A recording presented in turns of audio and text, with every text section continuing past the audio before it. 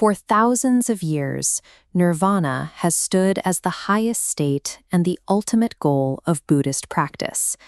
Modern culture and basic human instinct often interpret this goal as a permanent destination, a personal paradise to be conquered and inhabited.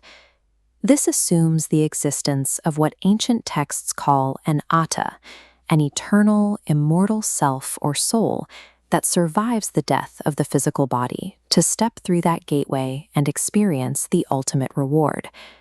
Viewing enlightenment as a personal prize creates a paradox. The urge to own eternal life is, in itself, an attachment. This specific craving for an immortal identity acts as a trap. Grasping for an eternal existence is the mechanism that prevents a practitioner from achieving true liberation.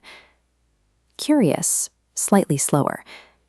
If Nirvana is not a heavenly realm for an eternal soul, what happens to the concept of you when the highest state is reached? To find the answer, we must bypass modern assumptions and return directly to the unedited words of the Buddha recorded in the ancient texts. In texts like the Upada Sutta and the Dhammapada, the Buddha provides a foundational rule, Sabbe Dhamma Anatta. This phrase translates to, all Dhammas are non-self, providing the definitive framework for how Theravada philosophy classifies every aspect of existence. Sabbe Dhamma means all things. This encompassing circle represents every single phenomenon in the physical and mental universe, leaving no exceptions. These phenomena fall into two distinct categories. On one side is Sankhata Dhamma, the conditioned things that are born and die. On the other is Asankhata Dhamma, the unconditioned reality. Nirvana sits strictly inside this unconditioned category. The Buddha chose the inclusive phrase Sabbe Dhamma instead of Sabbe Sankhara, which refers only to conditioned things. Because he chose the term for all things, the rule of non-self includes the unconditioned reality of Nirvana. The internal logic of the text is absolute. Nirvana is unequivocally anatta. It is non-self. Practically, anatta means the total absence of an unchanging core. Reality does not belong to a self, and it cannot be commanded to fit our desires. The Buddha describes nirvana as an absolute extinction event, rather than a geographical location in the cosmos. Specifically, it is the state where the fires of greed, anger, and illusion are completely starved of fuel and extinguished.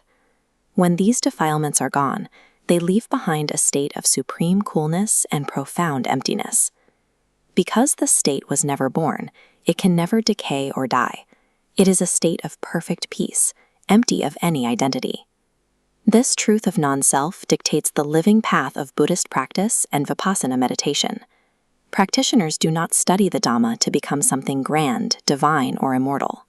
The spiritual journey is a process of unbinding the mind from upadana, the deep attachments, and the heavy illusion of selfhood. If a practitioner feels, I am experiencing nirvana, or views it as a true home, the mind is still grasping. Seeking an eternal self within nirvana is the final, thickest barrier to true freedom.